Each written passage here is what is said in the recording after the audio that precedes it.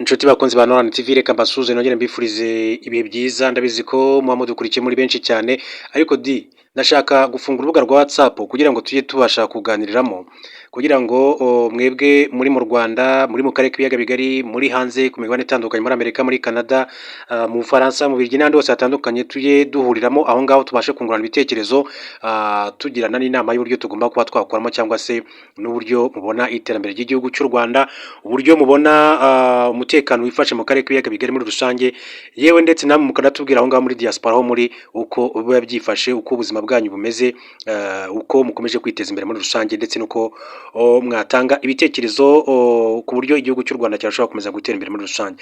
Hanyuma ni ikiganiro n'umukuru w'igihugu cy'u Rwanda Perezida Paul Kagame n'itangazo riturutse mu biro bya Perezida wa Repubulika Pierre Jurugwiro yuko umukuru w'igihugu cy'u Rwanda Perezida Paul Kagame afite ikiganiro mu kanya gato ku isaha y'isa 8:30 ni ikiganiro umukuru w'igihugu cy'u Rwanda navuga ko kigiye kuba mu gihe umukuru w'igihugu cy'u Rwanda yarategerejwe n'abanyarwanda benshi cyane kugira ngo agire icyo avuga yaba ku buzima rusange bw'igihugu yaba ku mutekano w'igihugu yaba ku mibereho y'abanyarwanda muri rusange ariko cyane cyane ingingo iraza kuganirwaho cyane ni ingingo irebana n'umutekano w'igihugu cy'u Rwanda cyane cyane ibihugu bituranye yaba Repubulika ya Demokarasi ya Kongo yaba igihugu cyane cyane cy'u Burundi nacyo bari buze kugenda abigarukaho muri rusange. Impamvu mvuze nti ni ingingo y'umutekano iraza kugarukaho cyane umukuru w'igihugu cy'u Rwanda nuko murabizi neza ko hari amasezerano u Rwanda ruherutse kugirana na leta ya Kongo i Washington DC muri Leta Zunze Ubumwe za Amerika ndetse n'ubu ngubu amakuru avuga yuko isaha n'isaha mu buryo butunguranye dushobora kubona Perezida Paul Kagame na Perezida Felix Tshisekedi bageze i Washington DC bari mu biro by'umukuru w'igihugu cya Leta Zunze Ubumwe za Amerika White House bari kumwe na Perezida Donald Trump bagiye gushyira umukono cyangwa sinyatire ku masezerano agamije guhosha ndetse no kurangiza burundu amakimbirane amaze igihe kitari gito hagati y'u Rwanda n'igihugu cya Repubulika ya Demokarasi ya Kongo. Indi ngingo ikomeye cyane iraza kugarukaho ni igihugu cy'u Burundi cyafashe ingingo navuga ko zihambaye ndetse zagize ingaruka ku banyarwanda zigira ingaruka ku barundi muri rusange zirimo gufunga imipaka yose yo ku butaka ariko iki gihugu ntabwo cyapfuye gufata iyo ngingo gusa ngo gifunge iyo mipaka nuko cyashinjaga u Rwanda ko rwarufashe umutwe wa Tabara ibirego u Rwanda rwagiye ruhakana yaba umukuru w'igihugu cy'u Rwanda yarabigarutseho yaba umuvugizi wa guverinoma y'u Rwanda Yolande Makuru yabivuze kenshi cyane yaba minisitiri w'ububanyi n'amahanga n'ubutwererane Ambasaderi Vivienne Nduhungirehe bagiye bavuga kenshi cyane ko u Rwanda nta nyungu rwari rufite mu gufasha uyu mutwe urwanya ubutegetsi bw'igihugu cy'u Burundi wa Tabara. U Burundi rero biciye ku mukuru w'igihugu cyabo Perezida Neva yigeze no gushimangira ko yafasha uwari wese wabugamije guhungabanya umutekano w'igihugu cy'u Rwanda. Birumvikana ko rero mibanire y'u Rwanda n'igihugu cy'u Burundi itifashe neza. Ibyo byose yungaga mu rya Perezida Felix Tshisekedi uko uyu Faci nawe yagiye ashinja kenshi igihugu cy'u Rwanda ko gifasha umutwe wa M23 ibirego u Rwanda rwose rwavuze kenshi cyane ko bidafite ishingiro ndetse ko u Rwanda nta mpamvu n'imwe yatuma rufasha uriya mutwe wa M23. Ati niba ari abanyekongo bavuga ururimi rw'ikinyarwanda bitewe n'amateka n'imiterere y'aho batuye ati kandi bakabaharanira uburenganzira bwabo ati mu by'ukuri ntabwo tubafasha ariko wenda ibyo bo bifuza basaba bifite ishingiro muri rusange ahubwo kuki mutumva ibibazo byabo kuko n'amasezerano bivuga yuko bari baragiranye Perezida Felix Tshisekedi mbere ko ajya ku butegetsi ariko akigera ku butegetsi byose arabihindura ahubwo atangiza intambara kuri mutwe wa M23. Rero mu bibazo byose byagiye bivuka muri Repubulika ya Demokarasi ya Kongo ku butegetsi bwa Perezida Felix Tshisekedi byose bigenda bishyirwa kuki ku mutwe w'u Rwanda bishyirwa kuri Perezida Paul Kagame bishyirwa kuri guverinoma y'u Rwanda.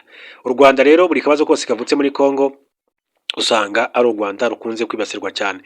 Hakaba rero haratangijwe ibiganiro biri kubera Washington DC ariko indi ngingo ikomeye cyane ni ibiganiro biri kubera mu gihugu cya Qatar aho M23 dukomeje kuganira na leta ya Kongo mu kurebera hamwe uko nabo barangiza intambara bamaze mu gihe kitari gito.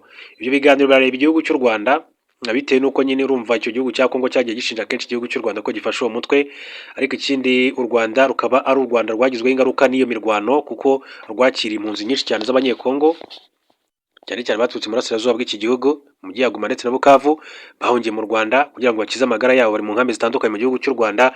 Ni ingingo rero nayo igomba kuganirwa n'umukuru w'igihugu cy'u Rwanda akaza kwibazwaho se amasezerano ya Goma ya leta ya Kongo ndetse na M23 avuze iki ku gihugu cy'u Rwanda. Byose rero nuko tubitegereje kugira ngo tuze kubibazaho umukuru w'igihugu cy'u Rwanda aze kutubwira muri rusange uko u Rwanda ruhagaze umutekano warwo wifashe ute uyu munsi none abanyarwanda baryame basinzire nk'uko yakomeje kuyabigarukaho cyangwa turyamira amajanja. Byose rero rero tubitegereje ku mukuru w'igihugu cy'u Rwanda ndetse n'uko abona igihugu gihagaze mbere gato y'uko umwaka urangira 2025 kuko turabura ukwezi kumwe kugira ngo dusoze umwaka 2025. Ni byinshi cyane rero abantu bategereza muri ibiganiro cyane cyane ariko ingingo y'umutekano iraza kugarukwaho. Ikindi muribuka ko ari urutonde rw'ibyihe bagera kuri 25 barimo ba General Kayumba Nyamwasa, barimo abayobozi ba FDLR ndetse n'abandi batandukanye, nabo rero bamaze gushyirwa ku rutonde rw'ibyihebe. Nabyo ni ingingo ishobora kuza kumubazwaho nayo akaza kugira icyo ayivugaho muri rusange. Muri iki kiganiro gitegerejwe n'abanyarwanda benshi cyane kiraza kuba ku isaha y'isa 8:30 kiraza gutambuka live kuri iki kinyamakuru cyacu, ariko kandi kikaza no gutambuka ku kinyamakuru cya RBA, Rwanda Broadcasting Agency. Hanyuma rero nkaba mbabwira ngo mukomeze muze kubana natwe, muze kudukurikira kuko turaza kugira tubibagezaho 5 kuri 5 uburyo ibyo umukuru w'igihugu araza kuba arimo aragenda ageza ku banyarwanda. Ikindi ni ingingo irebana n'imibereho rusange y'abanyarwanda muri rusange, uko yifashe kugeza amagingo angahe, ko igihugu gihagaze, yaba mu iterambere ry'ubukungu, yaba mu bijyanye n'ubucuruzi n'ibigo mpuzamahanga. Muribuka ko u Rwanda ruherutse kwakira UCI, irushanwa ry'amagare kuri rw'isi muri rusange, ndetse biranateganywa ko rushobora kuzakira na Formula 1, irushanwa ry'amamodoka matoya. Ibyo byose rero ni ingingo umukuru w'igihugu cy'u Rwanda bategerejwe ko araza kugarukaho muri biganiro, muri iki kiganiro n'amakuru giteganyijwe ku isaha y'isa 8 tugera kuri 30.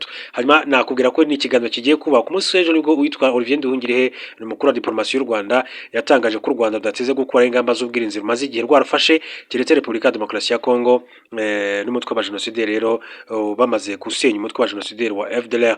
Minisitiri Nduhungirehe mu kiganiro haye radio mpuzamahanga y'Abafaransa RFI ni Radio France Internationale yavuze ko gusenya uriya mutwe ari nabyo bizatuma rero Burasirazuba bwa Kongo bubona amahoro. Asubiza Minisitiri Patrick Muyaya, akaba rero ari umuvugizi wa guverinoma ya Kongo, akaba na minisitiri w'itangazamakuru muri Kongo, aheruka gutangaza ko nta mahoro afatika azigera aboneka keretse u Rwanda ruvanyeho ingamba z'ubwirinzi. Nduhungirehe yagize ati Patrick Muyaya yakwiye gusoma amasezerano ya Washington, ati nta mahoro azabaho keretse abajenosideri ba FDLR bashyigikiwe bakanaterwa inkunga amafaranga na Kinshasa, yemwe baninjizwa mu ngabo basenywe. Ati nk'uko gahunda y'ibikorwa bizakurikirana buri gahunda y'amasezerano Washington ibisaba, isenywa ry'aba bajenosideri bikozwe na Kinshasa niryo rizafungurira amarembo gukora ingamba z'ubwirinzi z'u Rwanda. Akaba ari Minisitiri Nduhungirehe. Minisitiri Nduhungirehe yatewe utwatsi ibivugwa n'abategetsi ba RDC ko gusenya FDLR no kuyambura intwaro bigomba rero kubimburirwa no gukuraho ziriya ngamba.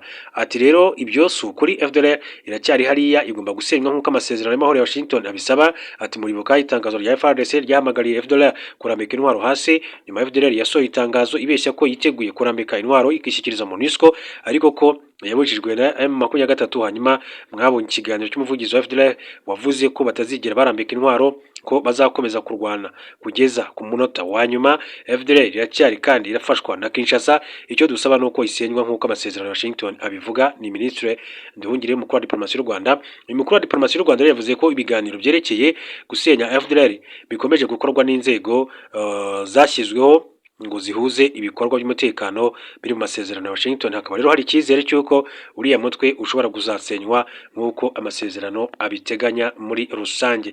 Hanyuma rero yavuze ko gusenya uriya mutwe bizaturuka ku bushake bwa politike bwa leta ya RDC imaze igihe yararwinjije mu ngabo zayo, ashimangira ko amasezerano ya Washington ateganya ko FDLR igomba gusenywa aho gusohora amatangazo asaba abarwanyi buriya mutwe ndetse no kubahanagarira no kwamagarira gutaha bikorwa rero na Repubulika ya Demokarasi ya Kongo, ko rero agiye abigarukaho muri rusange. Ibyo nibyo umuntu yagenda avuga, byose ni itekerezwa ko bishobora kuza nyine kugarukaho n'umukuru w'igihugu cy'u Rwanda muri ibyo biganiro. Hanyuma reka duce mu gihugu cya Uganda, mbere ko ndaza no kubabwira ibijyanye na Perezida Nicolas Sarkozy. Umuryango w'abanyamategeko muri Uganda batangaje ko ubabajwe bikomeye cyane igikorwa cy'igipolisi cya Uganda cyo gukoresha imbwa mu gukanga no gutatanya abashyigikiye ishyaka ritavuga rumwe n'ubutegetsi National Unity Platform UNUP mu bikorwa byo kwiyamamaza byabereye mu gace ka Wempe i Kampala. Byabaye ku 24 Ugushyingo 2025 ubwo abashyigikiye umukandida wa NUP Robert Kyagulanyi Ssentamu uzwi nka Bobi Wine bari bateraniye mu bikorwa byo kwamamaza, maze polisi ikahegereza imbwa mu rwego rwo kubatatanya. Vice Perezida w'iri shyaka w'uyu muryango w'abanyamategeko witwa Anthony Asimwe yamaganye bikomeye iki gikorwa, avuga ko gukoresha imbwa muri ubu buryo bifitanye amateka mabi y'ubugome n'igitugu.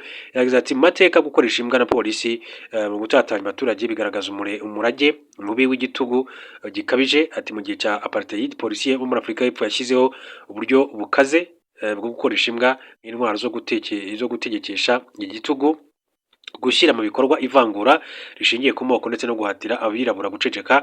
Yakomeje avuga ko ibyo bikorwa bidakwiriye kubona umwanya mu bikorwa bya politiki muri iki gihugu cya Uganda. Ati gushumuriza imbwa mu bikorwa byo kwiyamamaza ni uburyo bwo gutera ubwoba, guhatira no gukangisha abaturage kandi ntibyagakwiriye rero na rimwe kwihanganirwa.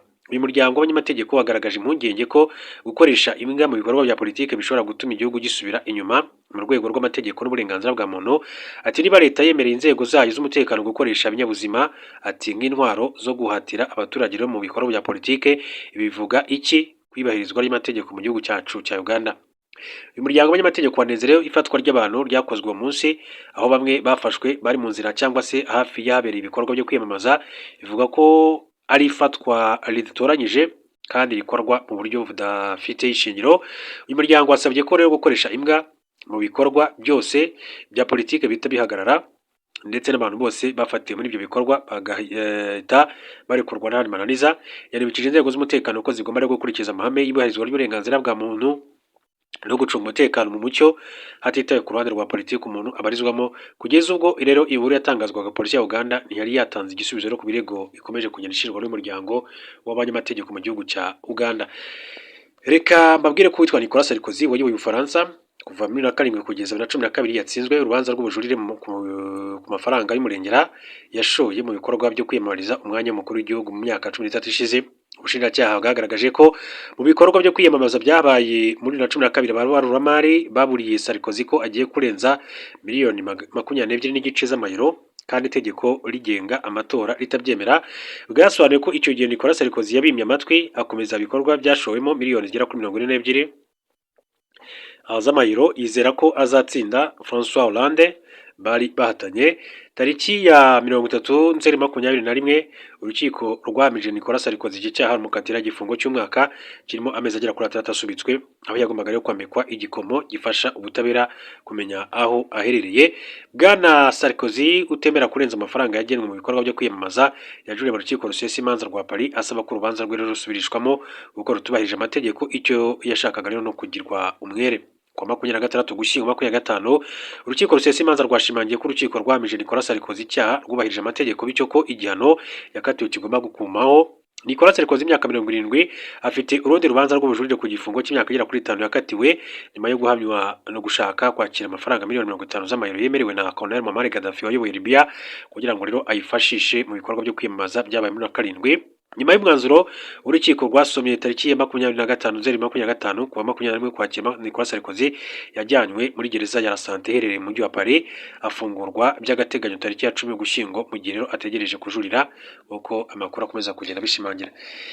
Reka rero mve kuri iyi nkuru mbabwire ko ikigo gikora imirimo y'ubwikorezi hifashishijwe drone Zipline cyatangaje ko kigiye kubona miliyoni 550 arenga miliyari 790 z'amafaranga y'u Rwanda z'abafasha mu kwagura ibikorwa byabo bya buri munsi. Zipline yatangaje ko yashyize umukono ku masezerano y'imikoranire na Minisiteri y'Ububanyi n'Amahanga ya Leta Zunze Ubumwe za Amerika ayifasha kubona miliyoni zigera kuri 50 z'amadolari Amerika arenga miliyari zigera kuri 117 yo gukoresha mu bikorwa byayo. Umuyobozi mukuru wa Zipline witwa Keller Leonardo Clifton atangaje ko miliyoni 150 yongera ku yandi miliyoni 100 z'amadolari Amerika arenga miliyari 581 azatangwa na za guverinoma z'ibihugu bafatanya nabyo. Keller Leonardo Clifton yavuze ko ibikorwa bizatabara abaturage barenga miliyoni 130 mu bihugu bitandukanye bya Afurika binyuze mu butumwa drone zabo zibashyira. Yavuze ko kandi ibihugu byishingikiriza kuri Zipline bijyanye n'uburyo itabara abantu ndetse bigakorwa ku giciro gihendutse. Ubushakashatsi buheruka twabonye ko uburyo bukoreshwa ari bwo buhendutse mu kugeza inkingo ku bana batazihawe basaba rero 0.36 y'amadolari kuri buri mwana. Ibi rero ni impinduka ikomeye cyane muri politiki ya Leta Zunze Ubumwe za Amerika.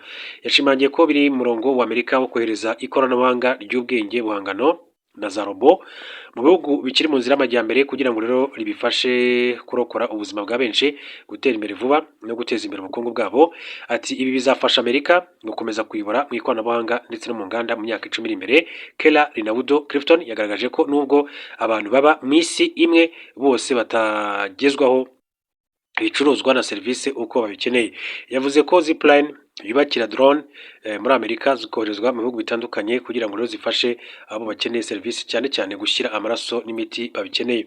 Ati mu myaka 10 tumaze muri Afurika twaguriye ibikorwa byacu mu bitaro n'ibigo by'ubuvuzi bigera ku 5 tubaha serivisi umunsi ku wundi, amasaha 24 ku yandi, iminsi 7 ku yindi. Muri icyo gihe babonye ko Zipline ridafasha gusa mu gutabara abababaye ahubwo byanafashe mu kugabanya igiciro cy'amafaranga.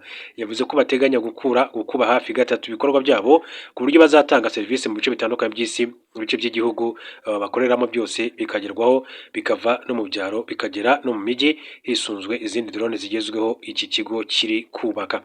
Zipline Rwanda yatangiye gukorera mu Rwanda muri 2016, byari ubwa mbere muri Afurika drone zikoreshejwe mu bikorwa bya gisivili by'ubwikorezi, nyuma iza kwagukira mu bindi bihugu bya Afurika, Uburayi na Aziya. Mu Rwanda ubigeze ku butumwa igeze ku butumwa burenga 600 ku munsi. Yatangiye yohereza amaraso gusa, yohereza ibintu biri mu moko 10 birimo amoko y'imiti arenga 200. Ifite kandi ibibuga i Muhanga, Murenge wa Shyogwe ni Kayonza, hafi 35% by'ibyo itwara n'intanga z'amatungo. Kuri izi drone zitanga ibicuruzwa mu mijyi ya Kela Rinaudo Clifton akaba yavuze ko biteganyijwe ko zizagezwa mu Rwanda muri 2026. Izi drone zirutse kandi kumurika mu Rwanda.